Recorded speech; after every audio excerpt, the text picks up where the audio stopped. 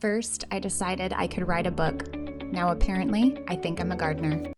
I could have spent Saturday shopping for home decor on Instagram, but I had visions of creating a patio oasis where I could enjoy my Sunday morning coffee.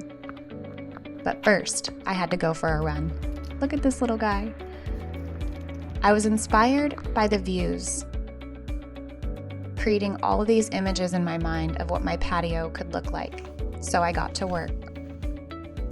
The problem is, I don't have a garden. I have this tiny little patio, not a lot of space to work with, and not a ton of gardening experience.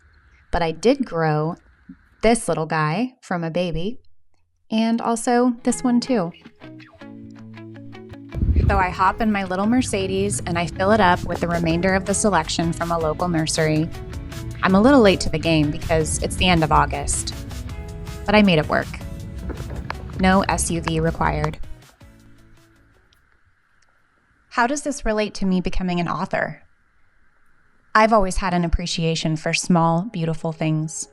A tiny flower growing out of a crack in a sidewalk, morning light coming through a window, a cup of tea or coffee served in fine china, a little corner of the world that feels peaceful simply because someone cared enough to make it that way. That's why I wanted to fix up this patio. It isn't a huge garden. I don't have acres of land to work with. It's just this small, beautiful space outside my living room. But small doesn't mean insignificant. Sometimes we convince ourselves that we need more before we can begin. More space, more time, more experience, more confidence. I did that in writing too. For a long time, writing a book felt like this enormous thing, something I needed to be completely ready for before starting, or that my idea was too small or uninteresting to anyone but me. But I realized that almost everything meaningful begins much smaller than we can imagine. A garden starts with one plant, a book starts with one sentence, and courage starts with one decision to try. I'm making a lot of progress, but then I drop my bucket. This is a job for the Dyson.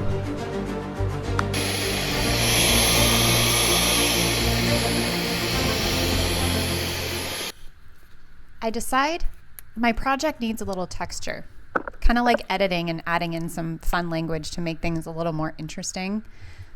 So I borrowed from the landscaping out front and grabbed some rocks.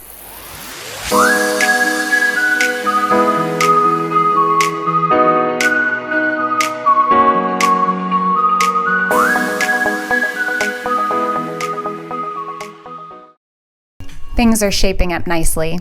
My tiny patio is transforming into a place where I can stop for a second and notice the flowers, the birds, the sunlight, the kinds of simple things that are very easy to rush past. That same appreciation found its way into my book. Yes, the key to Everlight is a children's story about finding courage. But it's also about noticing what is beautiful and good in the middle of ordinary life. The little rituals, the people we love, the places that make us feel safe.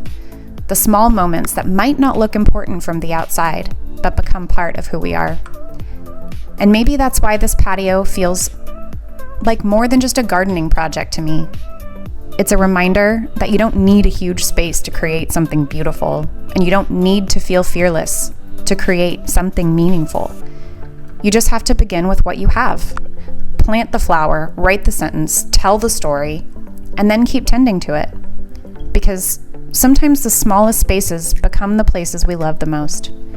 And sometimes the story you're afraid to start becomes the one you were meant to tell.